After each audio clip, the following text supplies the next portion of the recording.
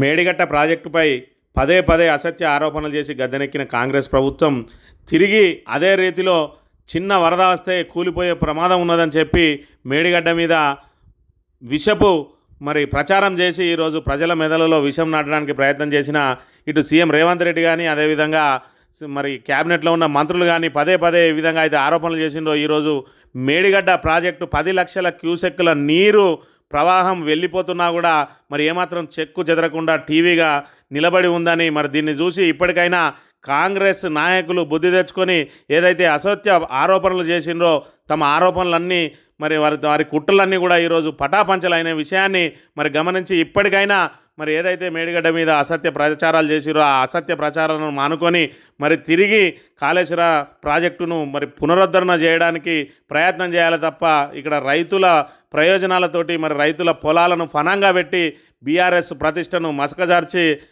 కార్యక్రమాలు ఇకనైనా బంద్ చేయాలని చెప్పి మంతని బీఆర్ఎస్ నియోజకవర్గ ఇన్ఛార్జ్ పుట్ట మధుకర్ ఇక్కడ కాంగ్రెస్ ప్రభుత్వాన్ని హెచ్చరించారు. జిల్లా మహదేవ్పూర్ మండలం మేడిగడ్డ బ్యారేజ్ దగ్గర మనం ఉన్నాం. మేడిగడ్డ బ్యారేజు కూలిపోతూ ఉన్నది, మేడిగడ్డ బ్యారేజ్ మొత్తానికి ఖతమైపోయింది అని దుష్ప్రచారం చేసిన కాంగ్రెస్ పార్టీ ఇవాళ కళ్ళు ఒకవేళ మీకు ఉండి ఉంటే ఇక్కడికి వచ్చి చూడండి. మేడిగడ్డ బ్యారేజ్ ఎంత గొప్పగా ఉంది. మేడిగడ్డ బ్యారేజు తెలంగాణకే అన్నం పెట్టే బ్యారేజ్ అనేది కేసీఆర్ గారు ఏదైతే చెప్పిండ్రో అది ఇవాళ రుజువైంది. 10 లక్షల క్యూసెక్ల నీళ్లు పోతుంటే తట్టుకొని నిలబడతా ఉన్నది, నిలబడుతుంది, చరిత్ర సృష్టిస్తుంది. ఇవాళ తెలుగు తెలిసిన వాళ్ళు మాట్లాడే వాళ్ళు ఇవాళ ఆలోచించాలి. ఇవాళ మేడిగడ్డ బ్యారేజ్ దగ్గర నిలబడి చెప్తున్నా దీన్ని బూచి చూపి 1,00,000 కోట్ల రూపాయల అవినీతి జరిగిందని చెప్పినటువంటి రేవంత్ రెడ్డి గారు దీనికి అయిన ఖర్చు 83,000 కోట్లు.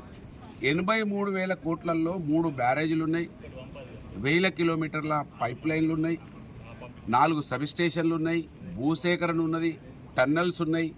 ఈ కాళేశ్వరం ప్రాజెక్ట్ అంటే మేడిగడ్డ బ్యారేజ్ కానీ కొండపోచమ్మ దాకా నల్గొండ జిల్లా దాకా కూడా ఈ నీళ్ళు అక్కడి దాకా పోయినాయి. సో ఇంత పెద్ద ఎత్తున ఉన్నటువంటి ఈ బ్యారేజ్కు అయిన ఖర్చు 83,000 కోట్లు. ఈ మేడిగడ్డ బ్యారేజ్ 85 గేట్లకు 86 పిల్లర్లకు అయిన ఖర్చు 3,600 కోట్లు. 3,600 కోట్లలో ఇరిగిన క్రాక్ ఇచ్చిన పిల్లర్లు 2. దాన్ని వల్ల మనం లెక్క చేసి చూస్తే దాదాపు 100 నుంచి 200 కోట్లు అయ్యే ఖర్చుకు 1,00,000 కోట్లని చెప్పినటువంటి కాంగ్రెస్ పార్టీ వాళ్ళు ఏం జవాబు చెప్తుంది? ఈ బ్యారేజ్ను బూచి చూపించి లక్షల ఎకరాలను నీళ్లు లేకుండా ఎండాకాలం ఎండబెట్టిర్రు. ఆ తర్వాత 1000 కుటుంబాలను రోడ్డు మీద పడేసిండ్రు. ఈ బ్యారేజ్ వల్ల నీళ్ళు వస్తాయని భావించినటువంటి రైతుల నూళ్ళల్లో మట్టి కొట్టింది కాంగ్రెస్ పార్టీ. ఇప్పటికైనా కళ్ళు తెరిచి చూడాలి, బ్యారేజ్ను వాడుకోవాలి. ఈ బ్యారేజ్ ద్వారా కూడా మా ప్రాంత రైతులు కూడా కొంత మోసపోయినారు. మాకు ఏమీ లాభం లేదనుకున్నటువంటి ప్రజలకు అర్థమైపోయింది. ఈసారి ఒక్కసారే బ్యారేజ్లలో నీళ్లు నిల్వ ఉండకపోవడం వలన 300 మీటర్ల పైన 300 ఫీట్ల పైన ఉన్నటువంటి నీళ్లు 800 ఫీట్ల వరకు లోపలికి పోయినాయి. బోర్లు వేస్తే 800 ఫీట్లు కొట్టాల్సి వచ్చింది.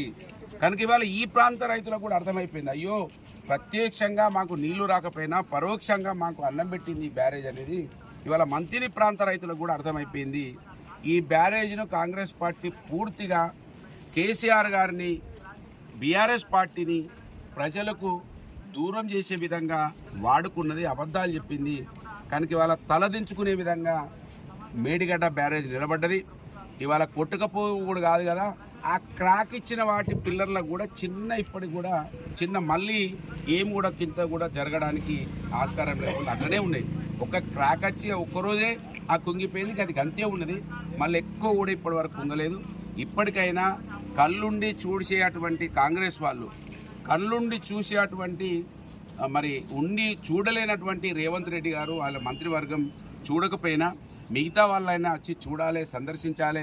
ఇంత గొప్ప ప్రాజెక్టు దాదాపు 200 కిలోమీటర్ల పైచిలకు నీళ్లు నిలబడి ఉంటే ఎంత గొప్పగా ఈ ప్రాంతం వర్ధిల్లుతుంది, ఎంత గొప్పగా పర్యావరణం బతుకుతుంది, ఎంత గొప్పగా మత్స్య సంపద బయటకు వస్తుంది, ఎంత గొప్పగా ఈ ప్రాంతం అంతా టూరిజం తోటి డెవలప్ అయ్యే ఆస్కారం ఉన్నటువంటి మా ప్రాంతాన్ని కళ్ళల్లో కారం పోసుకొని ఈ ప్రాజెక్టును నిర్వీర్యం చేసి ప్రజలను ఇబ్బంది పెట్టి రైతులను ఇబ్బంది పెట్టి కేసీఆర్ గారిని ఒక్కరి మీద బురద జల్లడానికి బీఆర్ఎస్ పార్టీ ప్రభుత్వాన్ని బదనాం చేయడానికి నీచమైన చర్యకు పాల్పడ్డది కాంగ్రెస్ పార్టీ. ఇప్పటికైనా కళ్ళు తెరవాలని మేడిగడ్డ బ్యారేజ్ పైన నిలబడి నేను మాట్లాడుతున్న కళ్ళు తెరవండి. ప్రపంచంలో ఉన్న తెలుగు అర్థమయ్యే వాళ్ళు మా మాటలు విని మేడిగడ్డ బ్యారేజ్ను సందర్శించండి, చూడండి, ఆలోచించండి, కాంగ్రెస్ పార్టీకి బుద్ధి చెప్పండి అని విజ్ఞప్తి చేస్తాను. చెప్పినారు వస్తామని, ఇంకా వారు డేట్ ఇవ్వలేదు.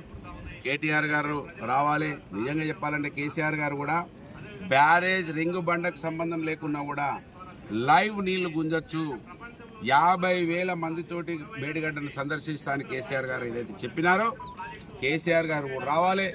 ఆయన చేసిన తప్పు ఏ మాత్రం లేదు. కేసీఆర్ గారు 10 సంవత్సరాలు తన్లాడిండు, ఆరాటపడ్డాడు, రైతులకు అన్ని రంగాలలో అభివృద్ధి చేసిండు.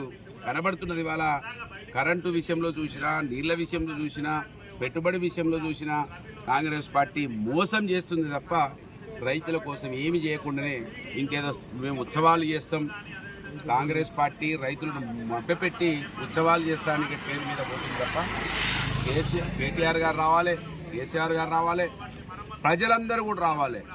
ప్రపంచంలో ఉన్న తెలుగు వాళ్ళందరూ కూడా చూడాలి మేడిగడ్డ బ్యారేజ్. కాంగ్రెస్ పార్టీ ఎంత మోసపూరిత పార్టీ. రాజ్యాంగం అని పట్టుకొని తిరుగుతున్నటువంటి రాహుల్ గాంధీ రాజ్యాంగానికి తూట్లు పడిచినటువంటి కాంగ్రెస్ పార్టీ వాళ్ళకు అవసరం ఉంటే దేన్నైనా వాడతారనే దానికి మనం ఇలా కాళేశ్వరం ప్రాజెక్టును చూడొచ్చు, రాజ్యాంగాన్ని చూడొచ్చు. రాజ్యాంగాన్ని మోసం చేసి రాజ్యాంగాన్ని బాబాసాహెబ్ అంబేద్కర్ గారిని అవమానపరిచినటువంటి కాంగ్రెస్ పార్టీ ఓట్ల కోసం రాజ్యాంగాన్ని కూడా వాడుతున్నది. కనుక కేటీఆర్ గారి ప్రోగ్రాం ఉండాలని కోరుకుంటున్నాం. మాకు ఇంకా డేట్ చెప్పలేదు. కేసీఆర్ గారి ప్రోగ్రాం కూడా ఉండాలని ఆశిస్తున్నాం, ఆకాంక్షిస్తున్నాం.